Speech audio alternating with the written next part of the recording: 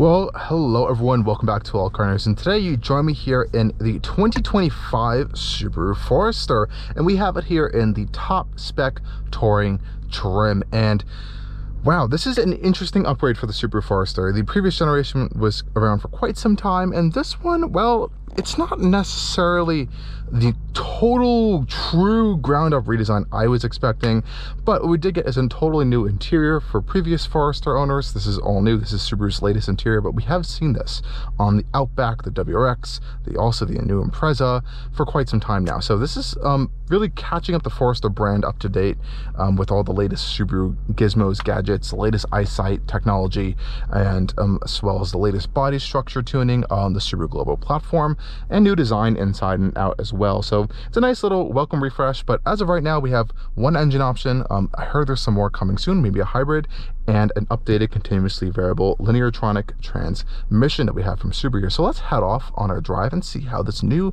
2025 Subaru Forester is. And one new feature that I do like on the Forester on this touring trim is this new camera option here. So you have a view button right here in the lower center console area, and it brings up a 360-degree view camera view, which I quite like. But the second you pop it into drive, that will then change. So of course you have reversing camera views, but if you're going on a small parking lot speed, you can see it is now doing your wheel arches as well. So it's going to show where your wheels are and give you some other cool views around you so you don't hit anything. You also do have that really only available when you're driving, which is a little bit of an interesting feature. Also new for the Forester, so we have wireless Apple CarPlay now, so that does work. We have a wireless charger down there on this one, but I have my phone upside down and it turned off because it just makes my phone too hot, honestly, to operate, and then it starts glitching and then you can't really use it. So it's fully charged, so I'm not really worrying about that.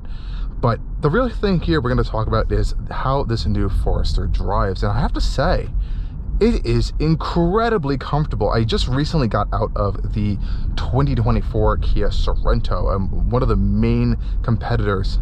I recently just got out of the 2024 Kia Sportage, one of the main competitors in this class of vehicle here, and you know, it had all that cool swoopy design technology, but it just did not hit home on the points that I really like in this class, as were comfortability, cargo space, holding family, kids around, pets as well. The Forester still does it best, I think, and just with this new update, they've improved the body structure and rigidity of the 2025 Forester, and it rides incredibly comfortably. And Subaru continues to use their independent suspension on all four wheels. We also have wonderful things such as a multi-link rear suspension as well. So going around town here at slow speeds, it is really comfortable. It soaks up all of the bumps, but it doesn't feel like it's just floating along. It feels composed, and I do like that kind of characteristic there. Another great thing about Subarus is, while they might not be, I would say, engaging vehicles anymore so much, they still have this unique Subaru feel to it that I think the Subaru Global platform has helped the brand really hone down. But there's this nice weight and just character to the steering. There's no feel with those front tires really whatsoever, but it just has this nice, just like progressive, natural feel, weight to it that I quite like. It's not heavy, it's not overly super light that I've noticed in some Hyundai Kia products. It just works well, and it has a nice little bit of directness to you that kind of works in coordination with this chassis and suspension, that just gives you a really pleasant, plush driving experience. And I'd say plush is like the best way to kind of describe this new update on the Forester. It's just even going over typical bumps. I just came out of a $100,000 Infinity as well, with air suspension, you know, adaptive dampers, all that stuff, and this rides softer, I would say, than that vehicle does, and that's supposed to be a luxury car. So I'll let you guys think with that. So I'm going to pop it into sport. We have sport and intelligent in our SI drive modes here, and all that really is doing is changing our throttle response. We've seen this on plenty of Subarus before. If you go for the Forester Sport trim, we have the touring here, like I mentioned, you'll get a Sport Sharp, so it's going to be a little bit even more aggressive throttle, but that's really about it there. And you can see here, going up a hill, you really get a little bit more revs when you put it into sport mode. I don't even call it mode, it's more of just a tuning for this powertrain. Another wonderful feature that Subaru continues to do in all of their Foresters is give you that incredible glass view around you. You will never feel cramped in a Subaru Forester.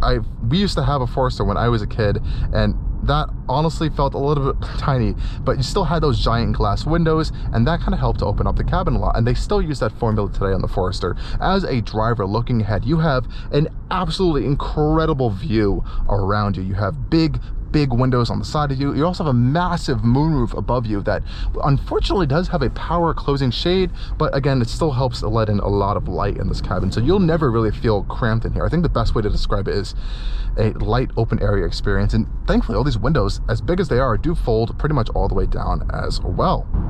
Now out here on the highway, how is Subaru's latest version of their Eyesight safety systems? Well, I have to say, it's pretty good. It's less intrusive, it's less sensitive than it once was. The last vehicle of Subaru I drove was back in January in the all-new Crosstrek Wilderness, but now we have the 2025 Forester, and it's pretty much the same system we've seen on there. And what you have is, on the right-hand side of your steering wheel, you have all of your controls for your Eyesight system, so you can change your following distance when you do activate your adaptive cruise control. We also have a steering assist, which we can actually turn on and off on a variety of different occasions, and not just necessarily when you're within this systems. And going into your settings over here on your infotainment screen here, there's even more safety systems we can kind of go through in our driver assistance. So forward collision warning, lane departure, rear vehicle detection, driver monitoring. There's a lot of different safety systems here, keeping an eye out for you while you're driving along the road, especially with your family, pets, whatever you have hauling in your Forester. So let's activate our Subaru Eyesight here. So we're going to pop on our cruise control system here on our right hand button. It's going to say our steering assist is ready. You can turn that on and off if you don't want that steering assist, and all you have to do is set your speed and we are ready to go here. So it also has a lane keep assist here, and now Subaru is including these really cool little green dots on our, almost like a heads-up display style system over there, to let you know that you are within the lanes, that the system is active, and you are being guided along with Eyesight. Now, it does not have any sort of advanced features though. We don't have any sort of lane change assist. We don't have true hands-free functionality here yet. And, you know, that's not something we're really seeing with competitors, but we're definitely getting to that point now where some of the competition is definitely truly surpassing Subaru in terms of technology. And out here on the highway, I would say the Forester is generally okay in terms of sound insulation. There's definitely a lot of road noise coming in from all of this glass. I think that could easily be fixed with some noise insulating glass, but you know, Subaru's not really in that space of making luxury vehicles. They're in the space of making safe, reliable, long-lasting family crossovers. So that's what we're seeing here. On the highway, you can definitely hear some wind and road noise from other vehicles, not necessarily from this Forester around you. So that's one thing to note there. But generally, I would say it's very comfortable and composed on the highway. I don't feel like, you know, we're shaking or anything at higher speeds. Very, very solid of a driving experience out here. So really no complaints there. And like I said, with that amount of large glass around you, making maneuvers, changing lanes, and seeing around you is very, very easy of a task. Now, also as part of this Eyesight system, and this is something we've seen on the previous Foresters as well, is Subaru's kind of facial recognition technology that they have. And it's these IR sensors, infrared sensors right here mounted above the infotainment screen. And essentially all it's doing is it's tracking your facial movements to make sure you're looking at the road at all times, especially when you're in Eyesight mode or when you're using those adaptive safety systems. And I'm going to give you a best example of that. It's a very, very sensitive system. I could literally just turn this way for a quick second here, and I think it's going to start beeping. Keep eyes and on road and hands on wheel. Otherwise, you know, I would say this 2025 Forester does what you really need it to do. It's very compliant, plush on the roads. I have to say, this suspension really is one of my favorite highlights of the Forester. It just rides along the road very well. You don't feel like you're being thrown around whatsoever, which I have actually experienced in some other competitors in this segment, which I should say are just really tuned to focus on giving you crazy technology and not necessarily focusing as much on ride and body structure and body rigidity. A lot of manufacturers are really starting to hone down on that and realizing that is the key to creating a really sound and cohesive driving experience. And you know, getting in and out of every single Subaru now, since every Subaru that is on sale right now is based around this exact same architecture.